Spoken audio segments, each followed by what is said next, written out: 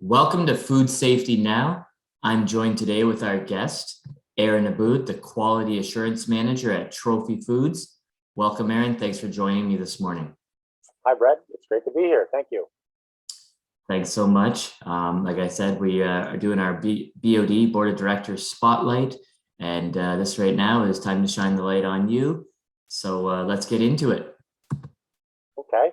Yeah, I'm the Quality Assurance Manager at Trophy Foods. For those who don't know about Trophy Foods, we're basically a manufacturer of private label and branded products, confectionery. Oh, sorry, go ahead. Oh, I was going to say, where would we see your private branded in a grocery store? What are some examples? Yeah, so, chocolate covered nuts and things like that, chocolate covered almonds. Yeah. We're basically in all the major grocery chains and things like that.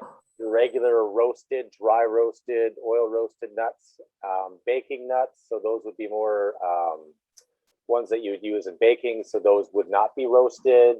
A lot of other dried fruits. So basically a lot of dried products. Gotcha. Is what we're manufacturing, producing, and packaging at Trophy Foods. Nice. So how long have you been at Trophy Foods?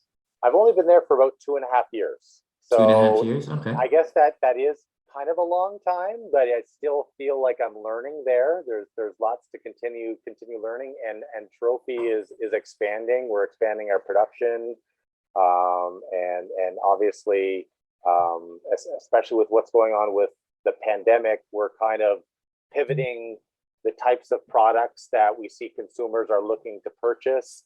During the beginning of the pandemic, there was all this demand for baked and bakery type items and things like that. Everyone was baking, and therefore we saw a huge influx in demand for those types of things. Obviously, there's been a real downturn to products that we would sell to food service companies and things like that, because obviously the restaurant businesses were hit and whatnot. So we're kind of changing our portfolio of products that we're supplying, but now we're now 18 months through the pandemic.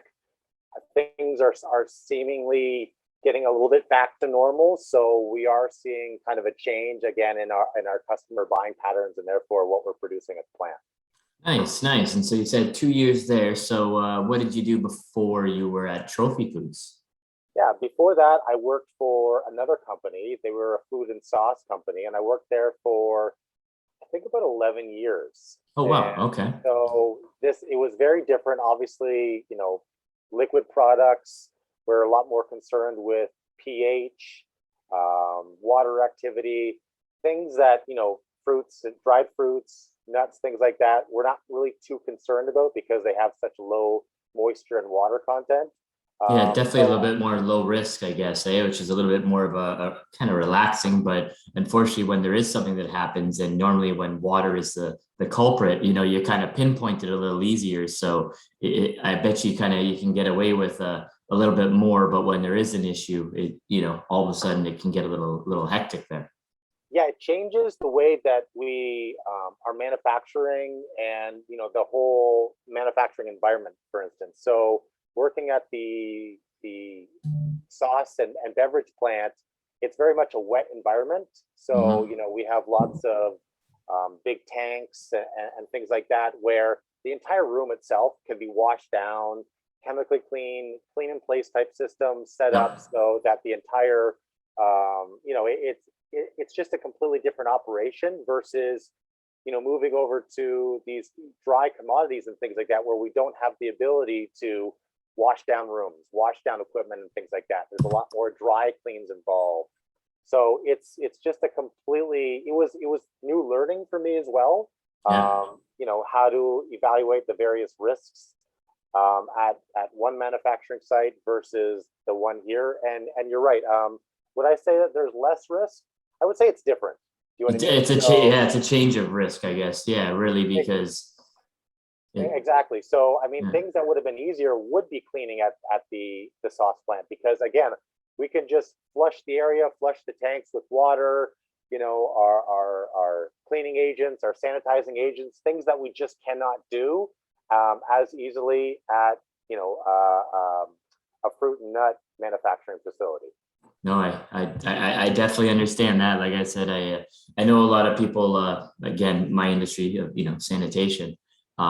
People always say, oh, it's so nice that you're not in like, a meat plant or a ready to eat or whatever it is in meat product because of that high risk. But in these alternate markets now, and you guys kind of fall into that with that all dry cleaning. Yeah, it definitely presents a different set of challenges because you're limited.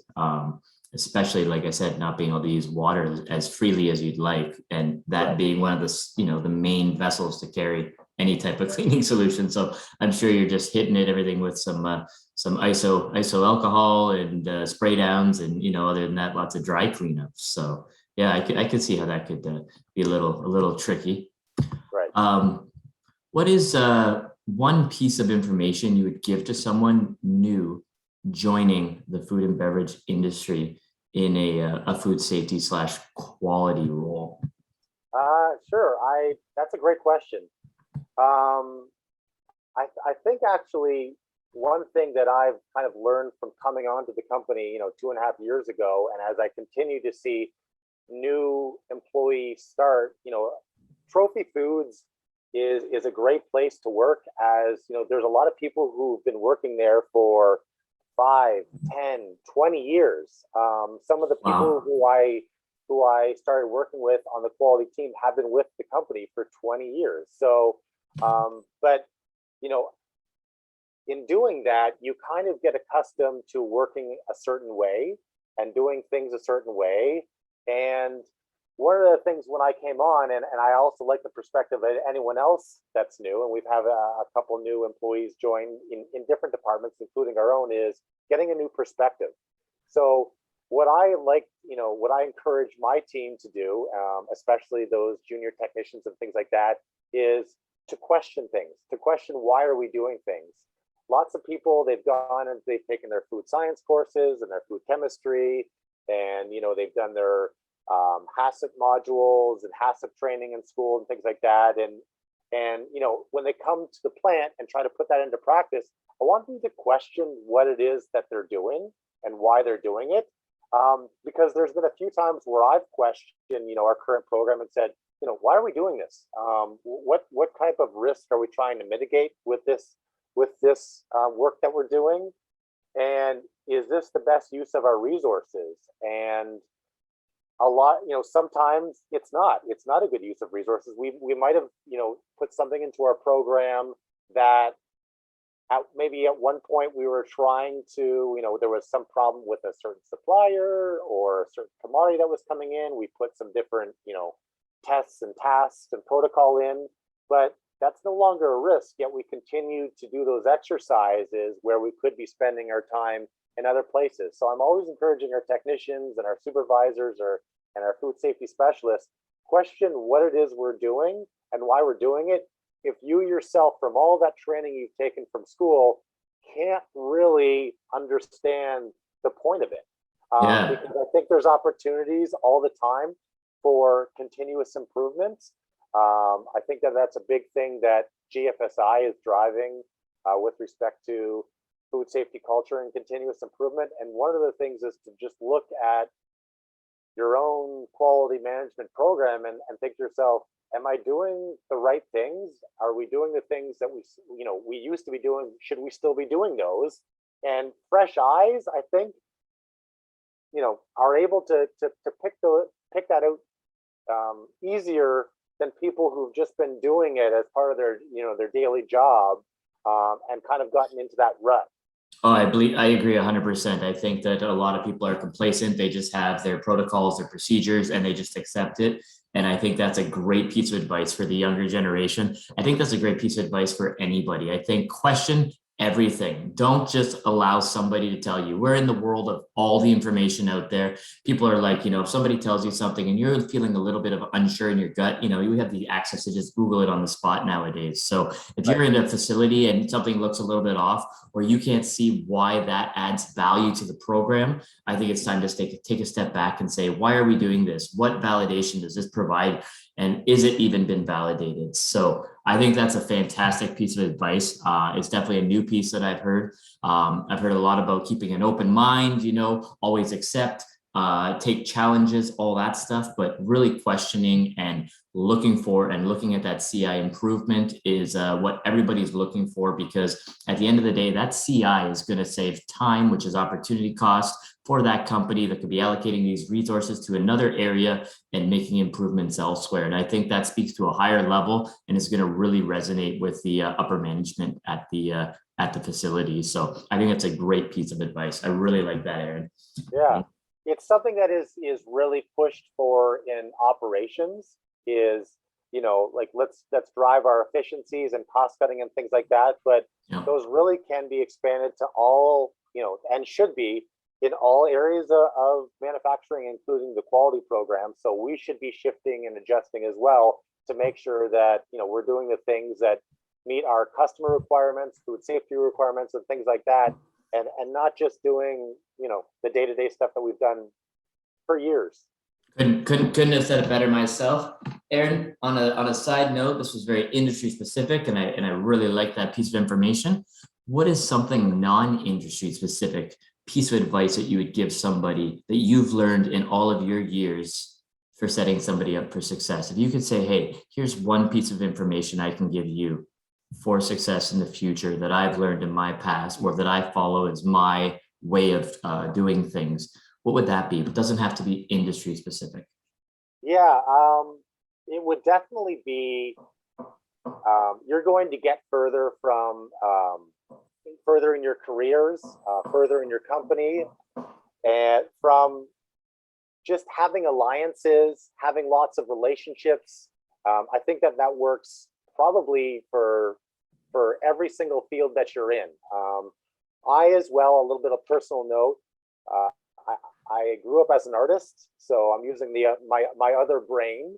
I actually went to school to take illustration and graphic design originally, and even if I wanted to kind of be in my basement and be creating this artwork, like as I'm hermiting there, in order for me to expand and sell my artwork, if I decided to do that, you need to have an audience. You need to have a connection. You need to be able to meet gallery owners and friends and family who can start sharing your artwork and things like that. And I think that kind of applies whether or not you're in manufacturing, whether or not you're in sales, advertising, no matter what. I mean, you need to have a broad network, and therefore you need to be out communicating with people, whether it's in person and in-person events, attending conferences and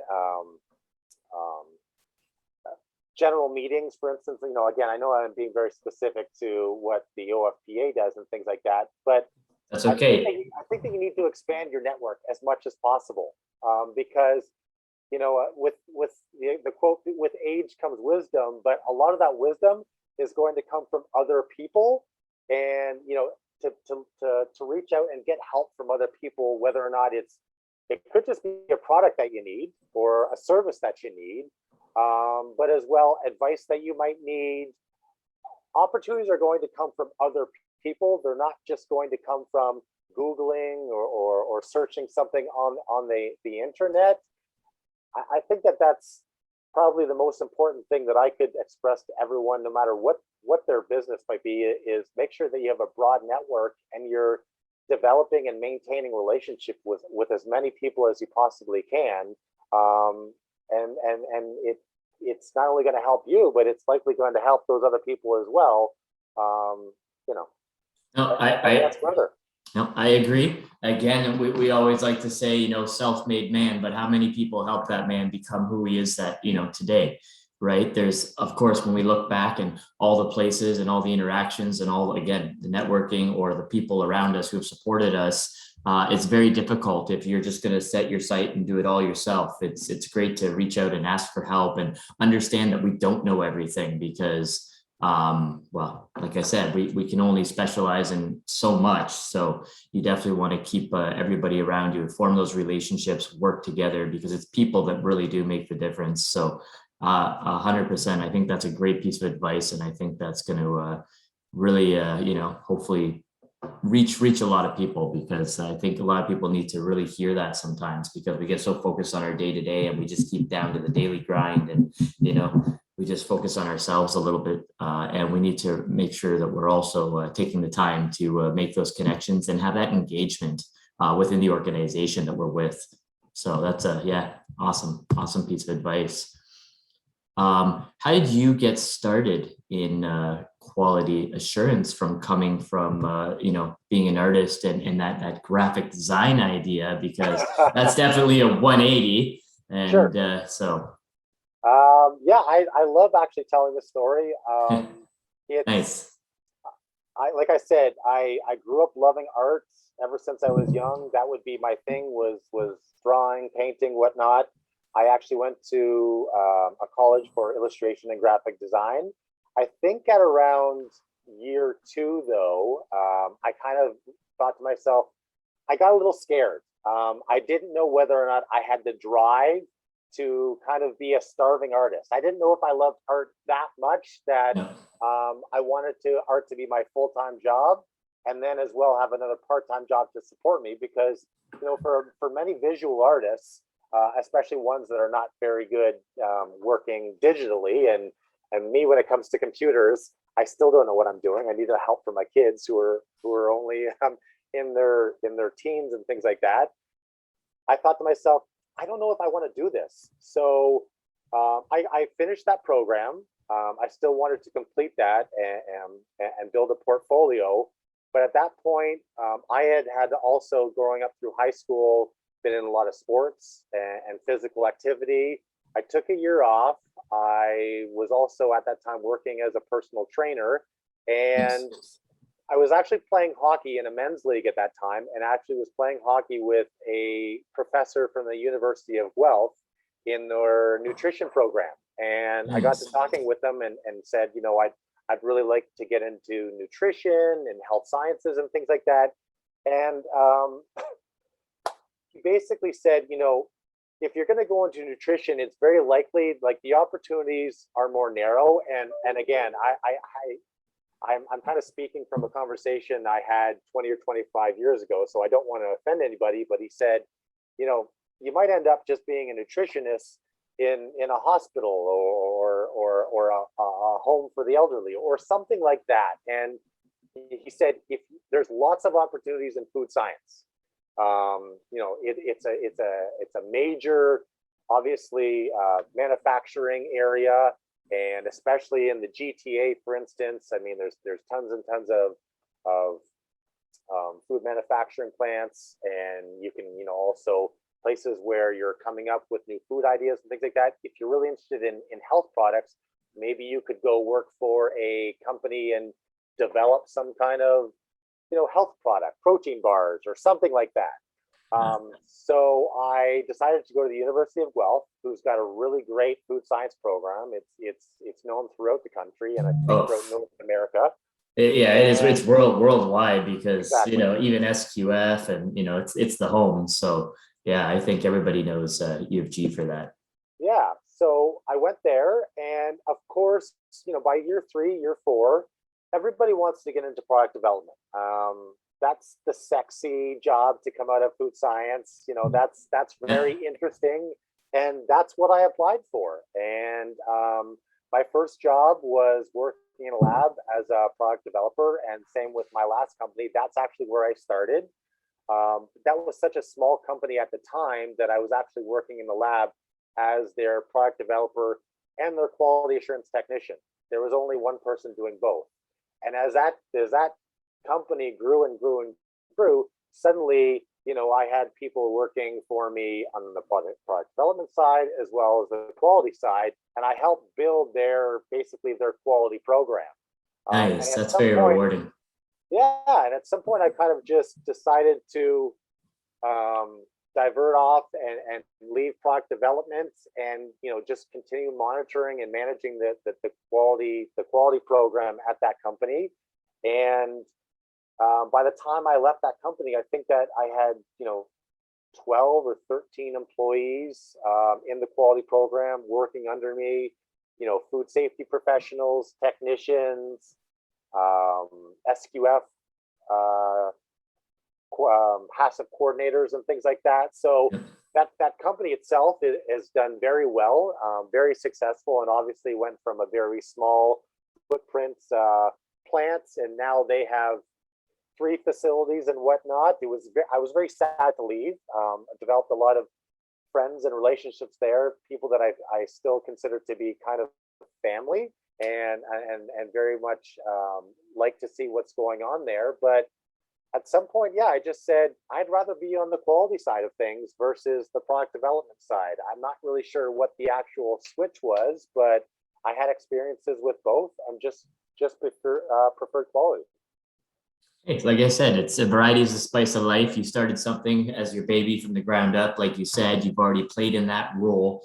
And obviously in this new place, in this new facility, maybe there's enough to keep you busy just on the quality side. So I can see exactly how you would fit into that for sure. And it's no small feat developing something from the ground up. So that's not everybody's ready for that at every stage of their life. That is where you have the most amount of stress and the most amount of, if this doesn't work, we're in real serious trouble. So yeah, I can see how people would like a break from that every once in a while. Not everybody's innovating and reinventing the light bulb every day.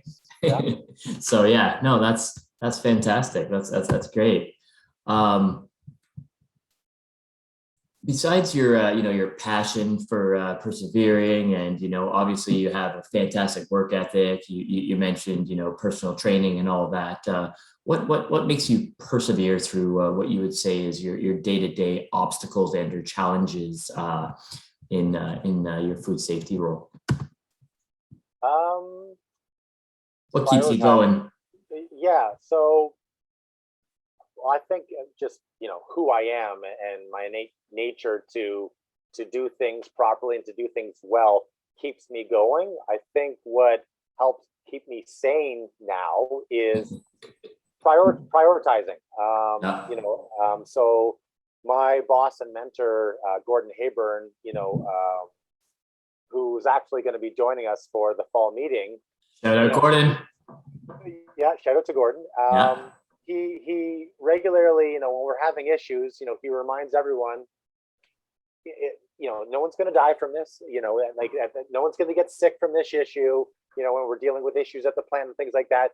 And, that's a reminder that we just need to prioritize what are some things that are happening, what things we can push aside, what we need to focus on. So I try to encourage that from my team as well, but it's basically just having a game plan and prioritizing. I myself, I feel like I have a pretty strong work ethic, but how do I get through the day and check off things on my list? Well, it's having that list, and then obviously anybody, even yourself, having to visit manufacturing sites and things like that, things change hourly. We get an order, a line goes down, suddenly there's a quality issue, and we've got to shift our priorities. And it's kind of looking at, okay, well, there's a problem here, but let's just do a risk analysis. Let's see, can we salvage that product? What can be done with that? When is the demand for that? Does that need to go to a customer soon, or can we sit on that for a couple of days and things like that? So that's something that I'm trying to encourage with the employees too. Is there's lots of fires that are going to be called out on a regular basis. Everybody needs something at all times. Whether or not it be your external customers or your internal customers, like your various other departments who might be wanting something. You just kind of have to prioritize and kind of figure out, okay, what are the deadlines and demands from these other departments, internal or external, and act accordingly. And sometimes you make mistakes, but I would say the majority of time, again, with more experience, you're able to do the right things in the right order. And again, communication is key too, just making sure that everyone's aware of what you're working on, what you're going to be able to provide for other people, and timelines. So, there's realistic expectations to get those jobs done, and also to have realistic expectations when you expect something from someone else. Hey, I agree completely. I think prioritization is key. It's amazing you mentioned your mentor again. Shout out to Gordon again. But my mentor back in the day was Les Smith. He really helped me through a lot of challenges in the school level, and just with juggling everything. And we had planners and all this stuff, and I was writing everything down, but we can write it down 100 times. He taught me the urgency and the importance matrix. And so the urgency is based off of time, and the importance is based off of just the importance. And the difference is urgency, you don't have time towards it, and urgency means detrimental. So in my business or in sales, that would be, this would cancel the account. So therefore it needs to be urgent. And so when I interact with all of my people on my team, I say, guys, listen, I work this way. I work on urgency and importance. If it's urgent, I will stay urgent in my whatever. It's time sensitive. We have to address this right now. If it's important, hey, we can't just let it fall behind, but we don't need to get to it right away. And that keeps us on track, on focus. And we kind of, like I said, that urgency importance matrix has really helped me in majority of my decision making for my industry and for my past experiences. So I think that's kind of what you were looking at there with your prioritization and your game plan and everything. And I think maybe try the urgency and importance and see if people get the grasp of it, because like I said, it's just two simple concepts that has changed the way I function. Yep, absolutely. Awesome. So can you share an unforgettable or something that was impactful in your career journey that, just an experience that you had, either an obstacle you had to overcome, or something that was amazing that you achieved that kind of stands out? And obviously, I know you've done a lot and you've brought something from birth to, set up that whole thing. But was there something specific within that whole experience that was a kind of a key point in learning for you? Or was there something due to maybe the pandemic that kind of really made you have a eureka moment? Or was there just something of like I said, a challenge that you worked on for a while and you finally figured it out after struggling through the trenches? There's lots of, aha moments that I've had throughout my career, professionally. But, when you were kind of talking about the pandemic and kind of what comes to mind, I have to feel, and this is kind of on a personal level, I've had those moments where, unfortunately, my kids sometimes have said, hey, you're never home, and when you come home, you might always be working and things like that. And to be fair, when they say that now, I don't think that it's I'm able and I have to go to my job. I have to go to the manufacturing site, whereas my wife, who is, I don't want to say isn't even able, she's forced to work from home. She works for a university and has not been allowed on her campus. And therefore is basically doing double duty, not only trying to do her 9 to 5, or I should say 7 to 10 job, because she's just trying to fit things in, as well as managing, kids' activities and things like that. But so therefore, I think it's kind of unfair to say you're never here. Well, I'm at work, and of course your mom is home. But it's especially in the last 18 months realizing the importance of family and leaving work at work. Work-life balance is crucial. I think we all have to have that to be sane. Yes, and I didn't really have a good work-life balance. I could still, make sure that I was home at a certain time to help out. Well, I shouldn't say help out. I'm a father, so I that's just my responsibility. But to take kids to their different events and things like that. But that, of course, when I get back home, I'll open the laptop again and I'll be working. And I think what the pandemic has helped me realize is the importance of that work-life balance. And also, it really has been, at least for us, an opportunity to get closer together again. we haven't been able to go out and do things. We haven't been able to go to restaurants and go to movies and go away on vacations. So we've spent all of this great family time together. Some of it hasn't been great, obviously, and I don't think I'm alone. I think that, you know, for a lot of people, you're kind of, you know, stuck in the house with the same people. You know, you can butt heads and things like that. But at the same time, we've had some of the best times together as a family, just making, you know, as going skating in the park in winter, or going tobogganing, or being in the backyard playing, or coming up with new games, or just reading together in the living room and things like that. Things that I took for granted while the pandemic wasn't happening. And so there was, so, you know, while I would never wish for anything like this to ever happen again, I think that at least my family is closer for it, and I can take that silver lining from this experience over the last 18 months. That's awesome. You took it, you know, a crazy experience, something that we've never had. And like I said, yeah, no, a lot of people were struggling because everybody was at home, people were butting heads, and you guys looked at that and you made the most of it. I've never been on so many walks in my life now. Right. You know, just going outside, you know, to do something. And yeah, the level of activity, and like you said, staying home, just having that interaction with everybody has been fantastic, when normally, yeah, I could be out, and like I said, I've never been home so much either, because me normally being on the road, I had to completely change the way that I worked, and it was all just doing things through virtual, as like we are now. And yeah, no, I think that's fantastic, and I think a lot of people hopefully will realize that when they do go back, or if they do go back, to really see and appreciate and cherish that time. Because I always say, you know, it's a job, it's work, it's a career, and it's important, and we you know, it's necessary, but we're all replaceable. And family is one thing that we get, you know, kind of that one shot at. So we gotta make sure that we spend that time, and we recognize. So I agree. That's awesome. So how long have you, Aaron, been with the OFPA, and why did you join the OFPA, and what has it done for you? Yeah, the OFPA, how long I've been, okay, so I really should know that answer. I feel ill prepared though to answer it.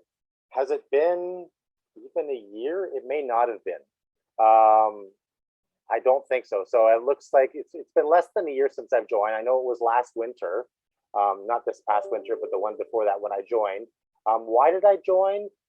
You know, again, I had some connections with the OFPA, and so an opportunity came about. But again, I'm just looking to expand my network, of course, which is, again, something that I'm always encouraging people. I want to be able to contribute and develop and build something like this, which I think is a great resource for food professionals, especially food safety professionals. Again, in my last job and being in product development, there is so much opportunity to go to, you know, big shows and things like that for PD people and things like that. And the OFPA and the IAFPA is an opportunity for like-minded, you know, food safety and quality people to get together and share their knowledge and their ideas, and understand about new products and new developments and things like that, so that we can all, you know, better do our jobs and continue to make food safer than, you know, than it's been before. Mitigate risks easier. It's just another challenge and opportunity for me, and I'm sure the other board members, to kind of give back and develop a space and an environment where we can all kind of get together and have some fun events going on, having golf days, and as well maybe involved in social mixers, which we have coming up in the next month, where we can kind of get together and hopefully see each other for the first time in well over a year. But as well, can't wait. Exactly, but as well, have those meetings and those discussions with professionals in very specific areas to share new ideas and new information and things like that. And I want to do what I can to promote that and share that with as many people as possible. I think that as a food safety professionals, I don't think that we should be trying to hide the information that we know from others. I think that the best thing we can do is share that. You know, obviously we don't want to share proprietary information to our company, but Of course. if there's information that is going to help another company mitigate risks, that is going to keep the public safe, absolutely we should all know about this. And I think that the OFPA is a great platform and association that is promoting that, and I hope it continues to grow. Awesome. I couldn't have said it better myself, and that's a perfect time for a segue. So everybody, we have our social mixer coming up. Aaron just pointed that out. I hope to see you there, Aaron. That's September 16th, 5 to 9 p.m. at Cedar Brae Golf Club in Scarborough, Ontario. We're all, well, I'm going to be there. Like I said, I hope you're going to be there. It's going to be a great networking opportunity. Tell your friends, tell your work colleagues, and as well, that's not all. We also have November 18th, our fall food safety annual symposium and technical general meeting. That's from 8:15 to 6 p.m. at the Corporate Events Center in Mississauga. So yeah, please check that out on our website. It's on our upcoming events page, and register for the event. You won't want to miss it. There's going to be lots to learn, some great information and some great networking opportunities. Aaron, is there anything else you wanted to tell our viewers today? No, let's. I'm gonna save it for the social mixer. I'll tell them all there. Fantastic, Aaron. Thank you so much for joining me today. I can't wait to have you back. And yeah, you have yourself a great day. You stay safe out there. Okay. Thanks, Brett. I appreciate it. Yeah. Thank you. Take care.